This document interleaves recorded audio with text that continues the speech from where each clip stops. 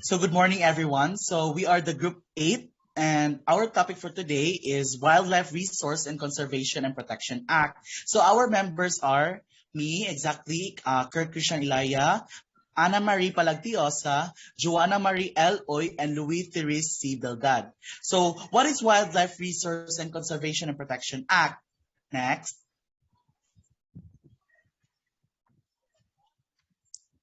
So Republic Act number 9147, also known as the Wildlife Resource Conservation and Protection Act. It is an act providing for the conservation and protection of wildlife resources and their habitats, appropriating funds, therefore, and for other purposes. So basically, simple ra jud kini siya nga law. So kani siya nga law, nag-mandate siya for protection lang gid sa wildlife nga dili sila ma-endangered and to expand ang habitat sa kaning mga endangered na species para na sila matawag na home. Next.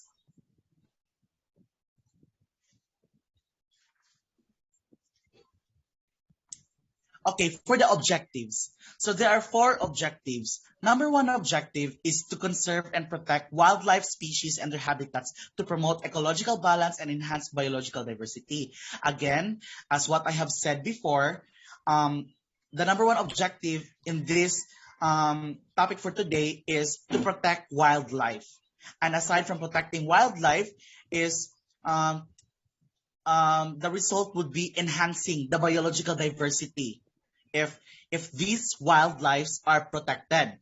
Second is to regulate the collection and trade of wildlife. So, meaning they need to collect more wildlife or to produce more wildlife, and they will trade it to other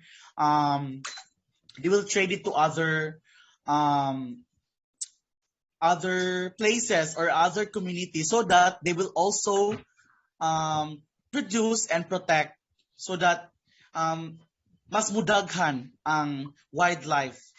And third, to pursue with due regard to the national interest, the Philippine commitment to the international conventions, protection of wildlife and their habitats. So basically, makakuha po sila interest ani kay pwede nila pamaagi og conventions. So unsa man ang conventions like kanang mag-sightseeing ani nga mga endangered na species kay para makakwarta sila and maka sponsor sila o kanang ma-sponsor sila to help nga mas mo produce pa og more habitat sa kaninga wildlife. And lastly, to initiate or support scientific studies on the conservation of biological diversity. So unsa man ni siya? So as a nursing student and as a nagpuyo diri sa world or sa earth, dapat yun nga mo participate kita or mo support kita sa scientific studies so that we know the statistics, and aside from statistics, the result also if progressive ba ang implementation sa government or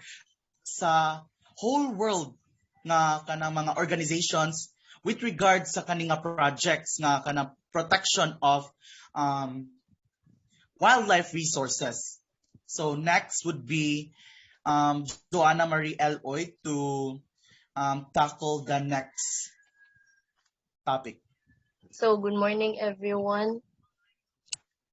So, the illegal acts under RA 9147, unless otherwise allowed in accordance with this act, it shall be unlawful for any person to willfully and knowingly exploit wildlife resources and their habitats or undertake the following acts.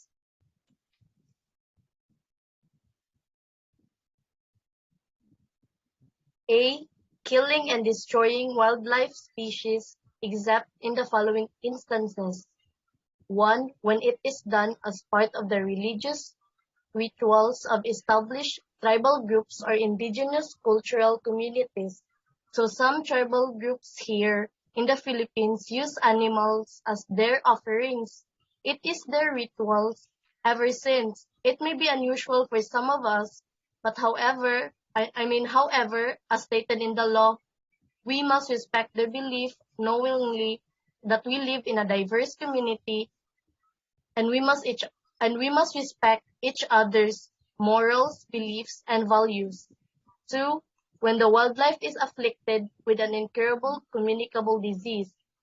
So, According to Juan Lobroth, the rinderpest disease tops the list of killer disease in animals. Then, so if matapdan bitaw ang animals sa, any incurable diseases, kay pwede nato sila ma-kill because kanang kay basig makatakod pa sila sa lain animals, which mas mudako na noon ang problem. Then 3 is when it is deemed necessary to put an end to the misery suffered by the wildlife. So, some people makadecide sila to euthanize a specific animal to end their pain rather than making them suffer all throughout. So next.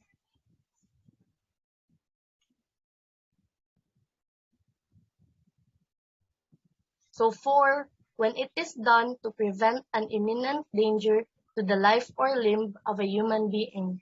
So some animals are very dangerous in nature, in which they can cause harm to humans. It is inevitable because we have different perspectives with animals.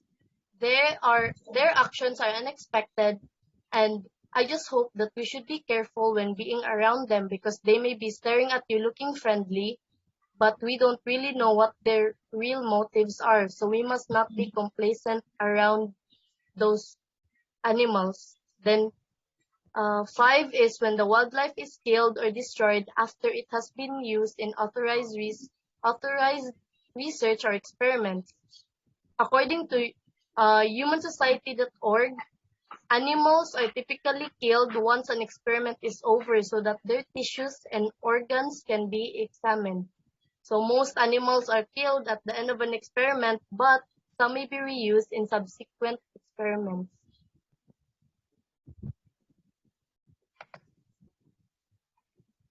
So next is letter B, inflicting injury which cripples or impairs the reproductive system of the wildlife species. We all know that the most important function of the reproductive system in animals is the production of sperms and eggs. Without this, there will be lesser or fewer animals or species, and this could lead to extinction. And we can't live forever cloning animals due to extinction. That is why the best way to do this is to do a wildlife conservation. Let us not be confused with conservation with preservation. Preservation is the idea that humans should leave wildlife alone. Sanctuaries should be created and humans should have no contact with animals. While conservation is that it uses a direct involvement from humans through habitat maintenance, restoration, or enhancement. Doing this illegal act could lead you to a 4 to 6 years of imprisonment or be fined with 100,000 to 100 million pesos. Next is C, affecting any of the acts and habitat, like dumping of waste detrimental to wildlife, squatting or occupying any portion of the critical habitat, mineral exploration or extraction, burning, logging, or quarrying. All of these are human activity, and oftentimes these human activities changes or destroy the habitat that plants and animals needed to survive. And since the human population is growing so fast, animals and plants are disappearing times faster than they are a million years ago. So now we humans are responsible for causing changes in the environment that hurt animals and plant species. Mostly other reptiles and amphibians often feel the horrific results of the habitat loss first. And did you know that small creatures is compromised as much as 70% of the animal loss thanks to pollution, deforestation, illegal logging, and other non-eco-friendly acts which damages one's habitat. So basically, we all need to protect those small creatures too, just like protecting those are considered popular or essential. And lastly, did you know that the Philippines is the center of this, with a widespread habit of destruction and illegal trades? Doing these following acts could lead you to a 1 month to 8 years of imprisonment or a fine of 5,000 pesos to 5 million pesos. Next. Next is the reintroduction or restocking of wildlife resources. So when we say introduction, it is bringing species into the wild that is outside its natural habitat. According to Section 12, this shall be allowed only for the purpose of population enhancement or recovery, and is subject to focus on scientific study or shall focus on bioecology. It shall also conduct a public consultation with concern to individuals or entities. If it is done illegally without any authorization presented, then you can be fined up to 5,000 pesos to 5 million pesos and an imprisonment of 1 month to 8 years. Next is trading of wildlife. So, in trading of wildlife, Philippines is the home to many endemic species and many endangered species. When we say endemic species, this means that plants and animals only exist in one geographic region. And endangered species, these are facing a very high risk of extinction. So what causes the species endangerment in the Philippines? One of these is the exotic pet trade.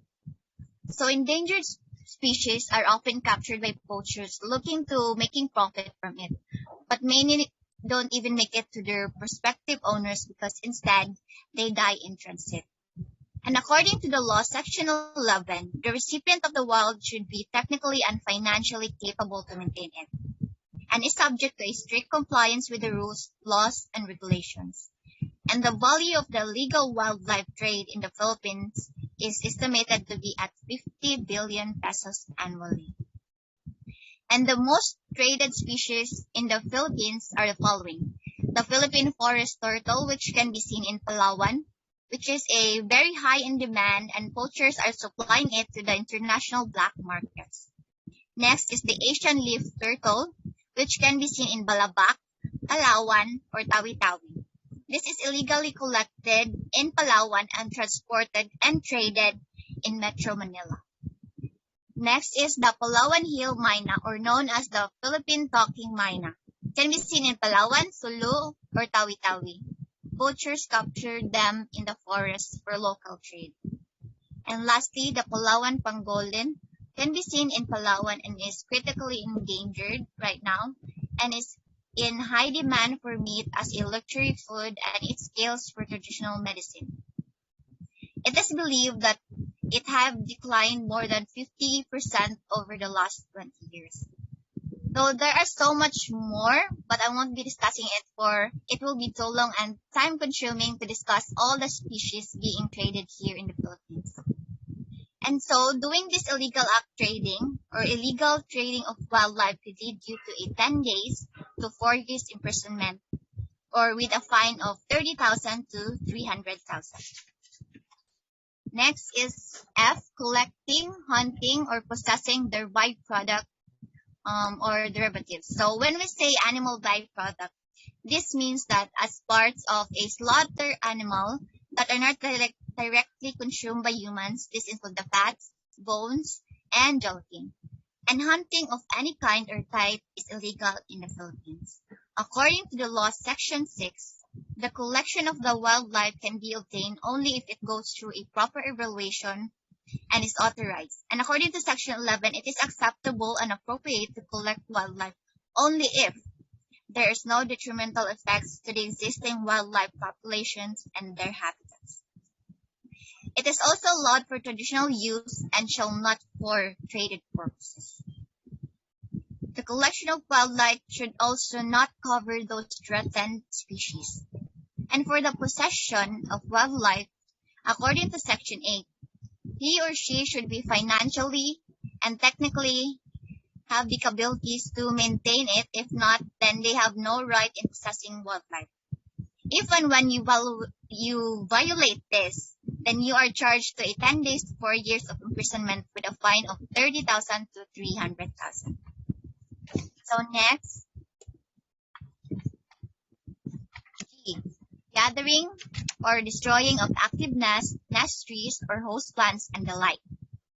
So when we say host plants, these are serves as an aid, shelter, or protects another plant in its growth, and is used as a food resources or where various types of organisms can lodge or subsist. Subsist means this is also a use as a way to stay alive.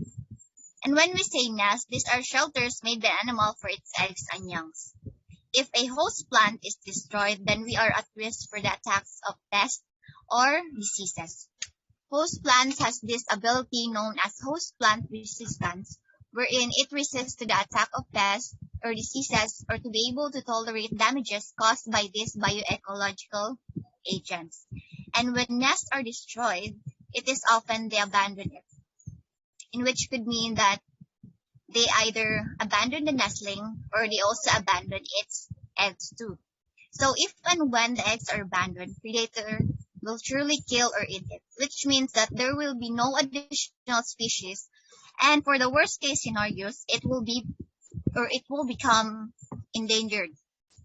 So next is the maltreating or inflicting injuries not covered by the preceding paragraph.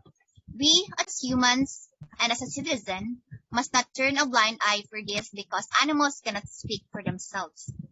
We should protect and have a petition on stopping the use of wildlife animals for entertainment purposes. They should be running free and living in the environment they belong and they deserve. Doing this act or doing this illegal act can put you to a 6-month to 1 year of imprisonment and a fine of up to 50,000 to 100,000 pesos.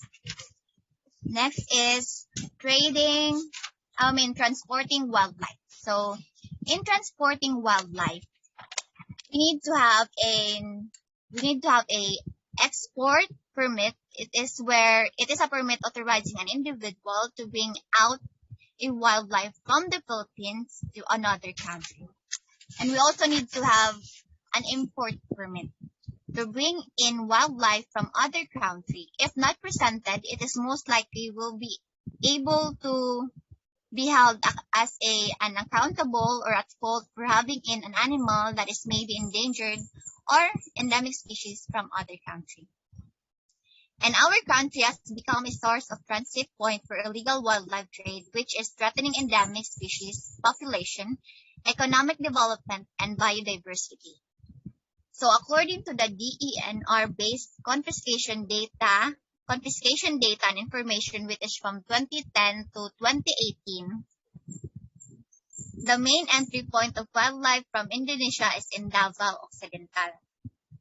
And as for the primary transshipment points in the confiscation site of wild animals from India is in General Santos, Sarangani, Surigao del Norte, and Metro Manila.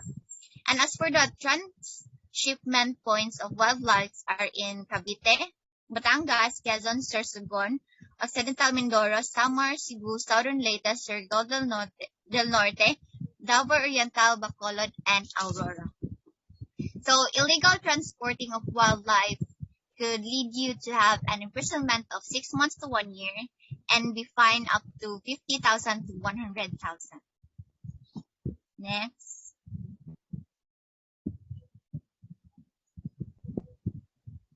For the protection and preservation of wildlife resources, the Maritime Group has conducted 42 operations which resulted in the arrest of 42 individuals and confiscation of assorted marine mammals and endangered species with an estimated amount of seized evidence costing to 737,000 pesos. We all know that there are illegal acts under RA 9147, that the penalty depends not only on the act committed but also on the conservation status of the wildlife. The highest penalties are imposed on those guilty of killing critically endangered wildlife. Jail term 6 years and 1 day to 12 years and or payment of fine ranging from 100,000 pesos to 1 million pesos. Why is there a need to protect the wildlife?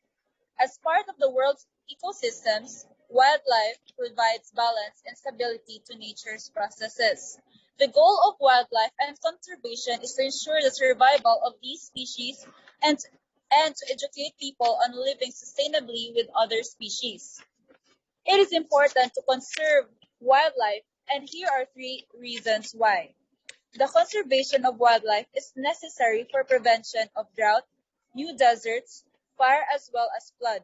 Also, this conservation ensures that the upcoming generations of human and wildlife will be surrounded by nature, thereby loving it and understanding the significance of the wildlife.